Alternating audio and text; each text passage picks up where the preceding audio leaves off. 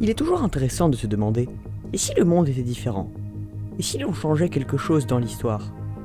Au cours de ces deux parties, nous explorerons une des plus grandes questions de ce domaine, la question de la Seconde Guerre mondiale. L'Allemagne aurait-elle pu gagner la Seconde Guerre mondiale?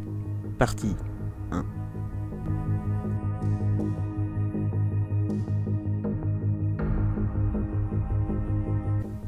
Fin mai 1940. La majorité des forces alliées en France se resserrent dans un espace de plus en plus petit autour de la ville de Dunkerque. Une évacuation de ces troupes vers l'Angleterre est planifiée, mais elle semble impossible. Alors brusquement, arrêtez l'attaque. Quoi? Arrêtez l'attaque. Quoi? Arrêtez l'attaque. Oh non! Vraiment? Si seulement les Allemands avaient attaqué, les près de 340 000 troupes auraient été capturées, et donc pas de front de l'Ouest, ce qui veut dire que l'Allemagne pourra se concentrer sur l'Union soviétique plus tard. Du moins, c'est ce que beaucoup de personnes pensent. En réalité, l'ordre d'arrêt était loin d'être une décision stupide. Pour ceux qui n'ont pas encore vu ma vidéo sur la bataille de France en 1940, que vous devriez regarder dans ce cas-là, les divisions blindées allemandes, concentrées dans les Ardennes, ont percé les lignes alliées. Ils ont ensuite avancé jusqu'à la côte, encerclant plusieurs armées alliées. Le problème, c'est que ces divisions blindées étaient extrêmement vulnérables à une contre-attaque. Il faut dire que les Allemands ont eu pas mal de chance sur ce point-là. Le but de cet ordre d'arrêt était que l'infanterie allemande, qui avait pris beaucoup de retard, puisse rattraper les blindés. Le Führer pensait que la Luftwaffe, la force aérienne allemande, pouvait détruire les unités alliées.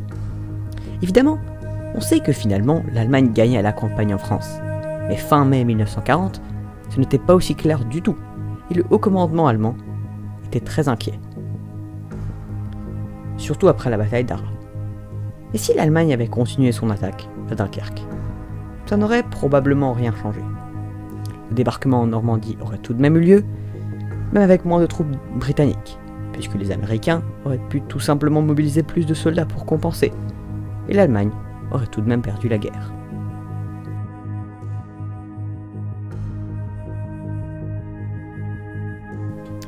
Une des plus grandes soi-disant erreurs de l'Allemagne durant la Seconde Guerre mondiale était qu'elle s'est tournée vers l'Est avant d'avoir fini à l'Ouest, non? Si seulement ils avaient envahi le Royaume-Uni, ils auraient plus tard pu se concentrer entièrement sur l'Union soviétique, et ainsi gagner la guerre. Sauf que, comme beaucoup de choses concernant l'histoire, ce n'est pas si simple que ça. La narrative commune est la suivante. L'Allemagne, ayant soumis la France, la Belgique, les Pays-Bas et le Luxembourg en 6 semaines, se tourne vers le Royaume-Uni. Avec leur supériorité numérique en termes d'avions, les Allemands ont presque réussi à mettre la RAF, la force aérienne britannique, à ses genoux. Cependant, les Allemands ont alors décidé de changer leur cible. Au lieu des secteurs indispensables à la guerre, ils ont commencé à bombarder les villes britanniques. De cette manière, la RAF a eu le temps de se réorganiser et a pu arrêter les bombardiers allemands. Le problème, c'est que même si la Luftwaffe avait obtenu la supériorité aérienne, ce qui aurait été une tâche très difficile, l'opération Lion de mer, l'invasion du Royaume-Uni, aurait tout de même été impossible. Ceci est démontré par l'opposition du grand amiral Erich Raeder et du reste de la Kriegsmarine, la marine allemande, au plan.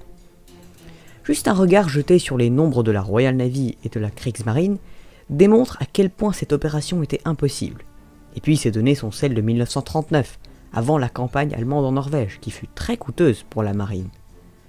Même avec la supériorité aérienne, et même si, par miracle, les Allemands arrivent à débarquer 100 000 hommes sur les côtes britanniques, il aurait été impossible de les ravitailler sans la supériorité navale. Par conséquent, ces soldats seraient piégés sur l'île avant d'être capturés.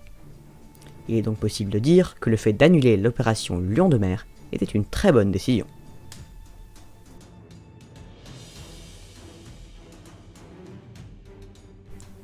La déclaration de guerre allemande aux États-Unis, le 11 décembre 1941, est souvent vue tout simplement comme une décision stupide.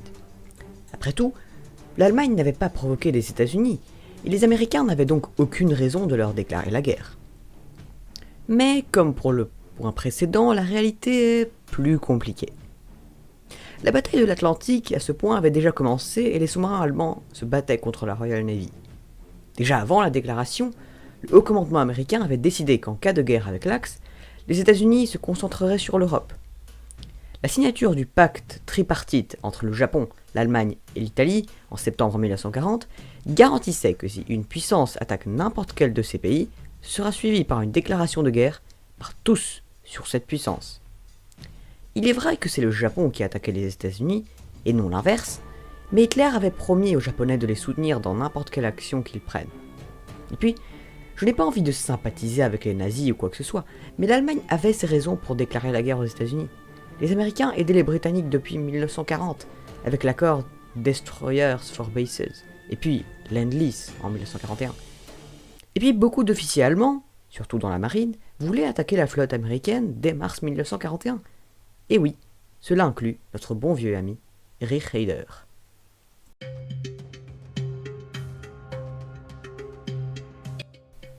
Celui-ci est un argument très intuitif. Les Allemands et les Soviétiques étaient alliés à l'origine, non ? Si Hitler n'avait pas décidé de rompre le pacte germano-soviétique, la guerre aurait été gagnée, non ? Ce qui est important à réaliser, c'est que le pacte germano-soviétique était ce qu'il était, un pacte, et non une alliance. Hitler avait toujours l'intention d'attaquer l'URSS. Il considérait les Slaves comme des peuples inférieurs, et avait cette notion appelée bolchevisme judaïque, qui disait que les Juifs étaient derrière la révolution communiste russe de 1917, et qu'il est le plus grand danger qui fait face à la race aryenne.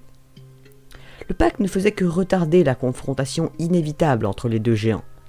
Et puis, il n'y a pas seulement les raisons politiques et idéologiques, il y a plusieurs raisons stratégiques de vouloir attaquer l'Union soviétique, que je vais explorer plus en détail dans la seconde partie. Il s'agit de la nourriture et du pétrole.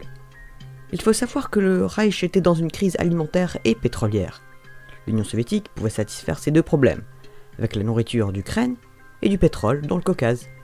Et non, le commerce avec l'URSS n'aurait pas résolu le problème, puisque les soviétiques ne vont pas non plus donner toute leur nourriture et tout leur pétrole.